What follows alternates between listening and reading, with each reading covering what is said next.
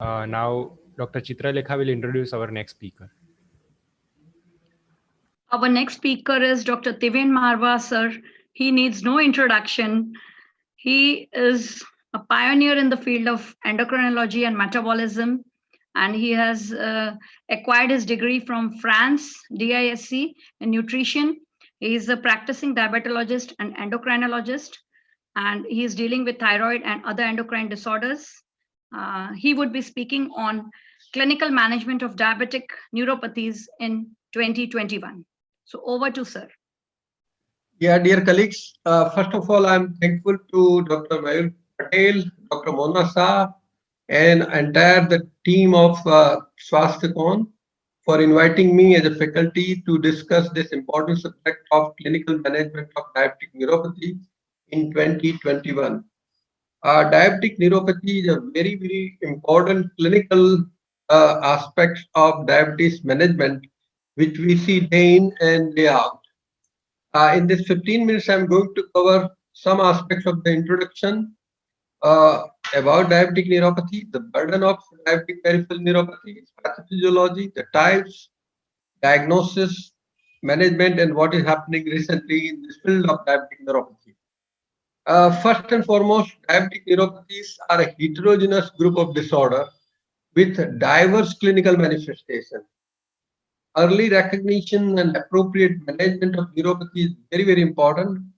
Diabetic neuropathy is unfortunately a diagnosis of exclusion. We don't have confirmatory diagnosis. We need to exclude certain things and then we can stamp this neuropathy due to diabetes. And up to 50% of diabetic peripheral neuropathy may be asymptomatic. This is very, very important and vital that 1 out of 2 subjects would have no symptoms, still have diabetic neuropathy.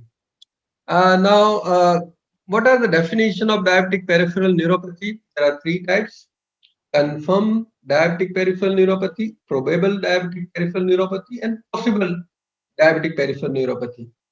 This classification has been given by Toronto Diabetic Neuropathy Expert Group. In confirmed diabetic peripheral neuropathy, there is an abnormal conduction and a symptom or sign of neuropathy.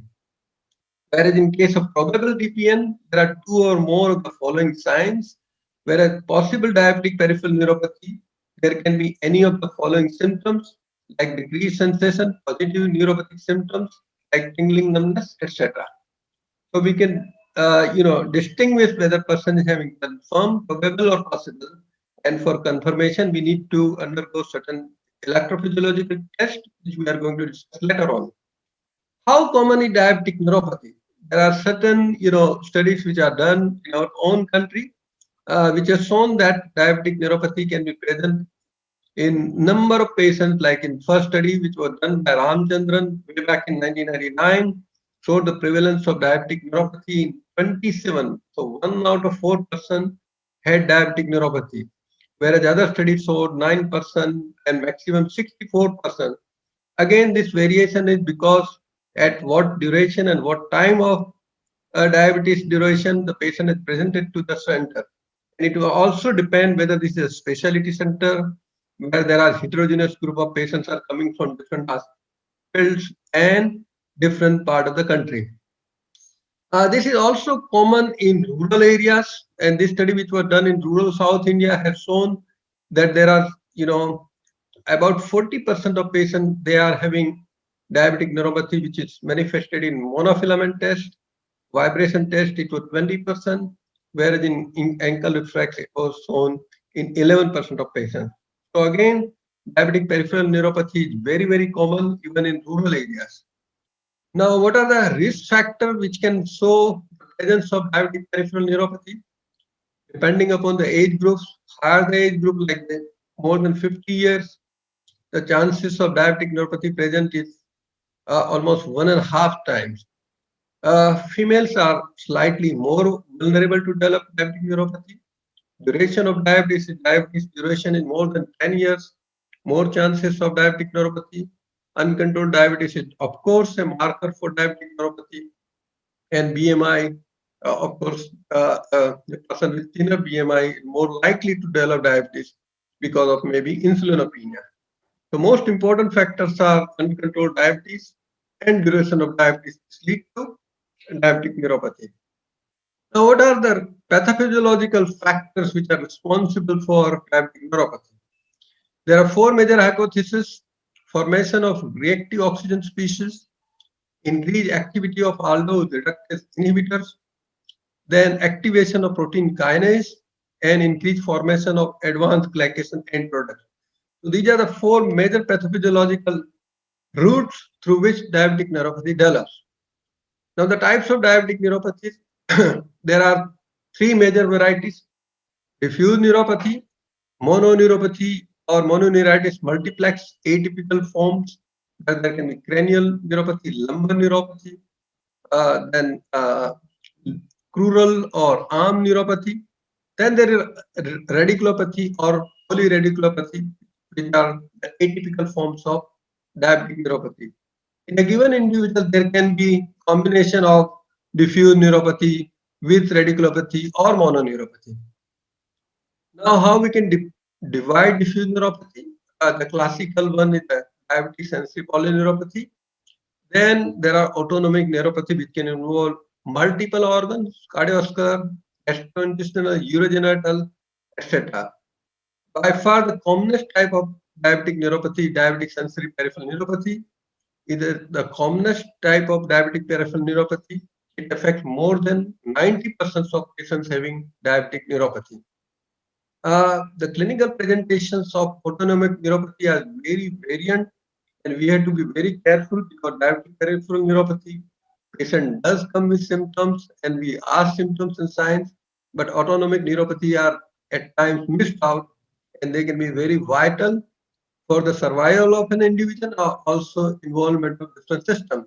Like cardiac neuropathy, there can be tachycardia, bradycardia. Autonomic neuropathy, there can be hypoglycemia, unawareness. Gastrointestinal, there can be esophageal dysmotility. Genitourinary is a very common problem. It can lead to erectile dysfunction. Then there are also pseudomotor pupillary problems, etc. These autonomic neuropathies are often missed out, but they are related to many cardiovascular morbidity and mortality. Pain is a very, very important aspect of diabetic peripheral neuropathy. All diabetic peripheral neuropathies, they don't present with a painful neuropathy. Now, what are the risk factors which can, show that this person would have painful neuropathy versus non-painful neuropathy? The risk factors which are recently identified by the study in 2019: female patients having nephropathy, then certain genetic mutations, if there are small nerve fiber alterations, microvascular alterations, vitamin D deficiency, presence of inflammatory biomarkers, involvement of central nervous system. All these are the risk factors where there can be pain as a feature of diabetic peripheral neuropathy. Now, who should be diagnosed or assessed for diabetic neuropathy? In fact, for type 1 diabetes, if the duration is more than 5 years, it should be assessed every year. For type 2 diabetes, because we don't know the duration, it's an insidious disease. So at the time of diagnosis and then every year. Symptoms can vary according to the class of fibers involved, small fibers versus large fibers. If there is a dominant involvement of small fibers, there will be pain and dysthesias. If large fibers are involved, it can lead to numbness and loss of protective sensation, which can make the patient vulnerable for foot ulceration and eventually amputation. Now, why neuropathy is so important? Why we need to screen for neuropathy? First and foremost, DPN or diabetic peripheral neuropathy is symptomatic in only 50% of cases. That means 1 out of 2 persons would have no symptoms and still can have neuropathy. So we may miss out. So don't wait for symptoms. That's why every individual with certain duration should be assessed for neuropathy. Then annual risk for foot ulceration is 5 to 7% in patients with neuropathy. And it is very common in older people who are having multiple problems and complications.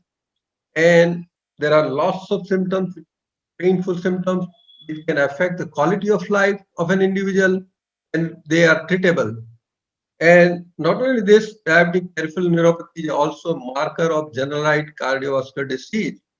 So this looks to be a simple disease, but it can have protein manifestation, and we must keep in mind and which we need to assess properly. Not only it is related to morbidity, but also it is related to mortality. Neuropathy can be a predictor of mortality. A study which was done over 6 years showed that 18% with peripheral neuropathy died during 6 years, and 37% of them they develop foot ulcers. So it is related with both mortality and also chances of amputation. Now, how to assess diabetic neuropathy? Of course, we can elicit symptoms and signs, but the best thing is to do quantitative sensory testing through vibration and temperature. And to confirm the diagnosis of neuropathy, we need to do electrophysiological tests. For histological diagnosis, we have to get biopsy, sural nerve or skin biopsy. Of course, this is an invasive procedure, and we are not doing it in routine clinical practice, but for some experimental studies, we can do this. And this corneal confocal microscopy, it can be a good test to diagnose peripheral neuropathy. It's a non-invasive way of evaluation of diabetic neuropathy. Now, what are the commonly used tests to diagnose neuropathy? The commonest is nerve conduction studies. It's a very sensitive and specific test to diagnose diabetic neuropathy. The disadvantage is that it is done by only trained professionals, so we have to send to the neurologist or assistant of a neurologist. It involves only that large fiber. Then we can do NDS, that is neuropathy disability score.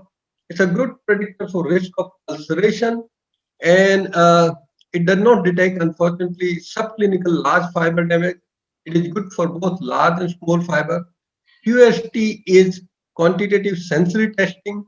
It is reproducible and reliable. Again, it assesses both large and small fiber, but it is very subjective. Skin biopsy we cannot do because it's an invasive test. Then CCM, which is corneal confocal microscopy, it requires very expensive instrument, but it is a very, very good tool to assess small fiber neuropathy. So for routine clinical practice, I think good clinical examination and NCA, that is nerve conduction studies, should be good enough to diagnose diabetic neuropathy. Now, frequency and mode of assessment, how frequently we should assess diabetic neuropathy. Well, AIIDR recommends that we should do in asymptomatic patients with temperature or pinprick or tuning fork, just clinical examination. In symptomatic tests, we should do clinical examination, and for confirmation, we should do NCS and other studies. So for all type 2 diabetic patients, we should do every year. For type 1 diabetes, you should start after 5 years, then annually as per the need. Now, question how to manage diabetic neuropathy. Once you are diagnosed, we need to manage it. And this is a very important dictum.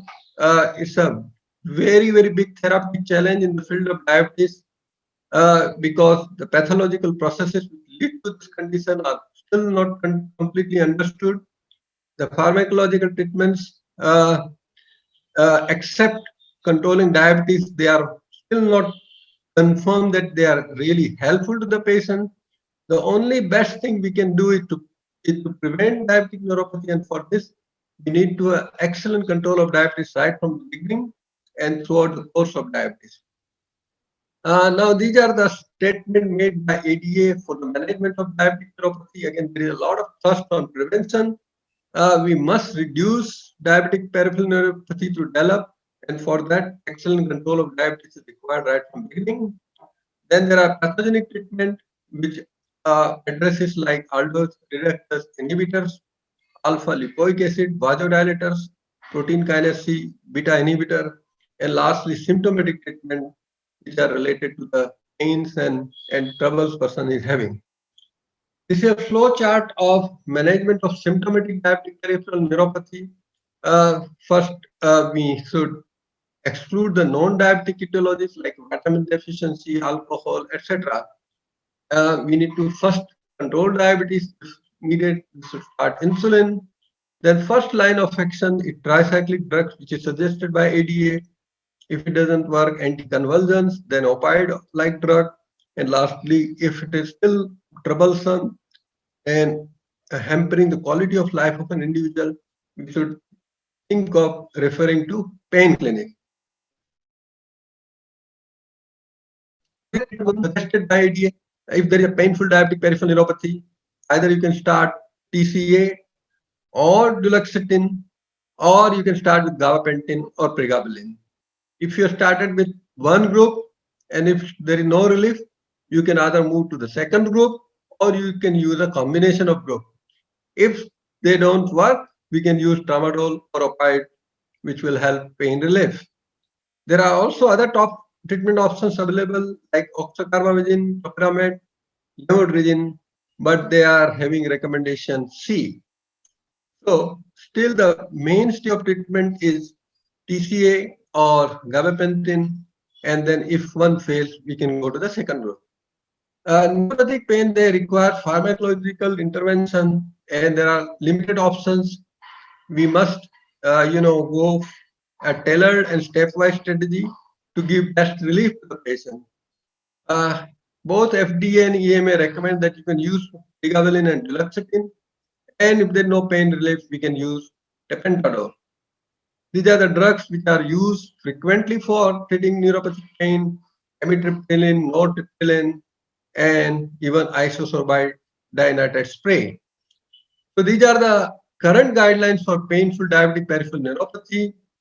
If we just focus on one of them, that is NICE guidelines. They suggest that the first line start amitriptyline or duloxetine or pregabalin or gabapentin. If it fails, you can use same drugs. The one drug has failed, you can use the second drug, and sometimes you can give even the combination.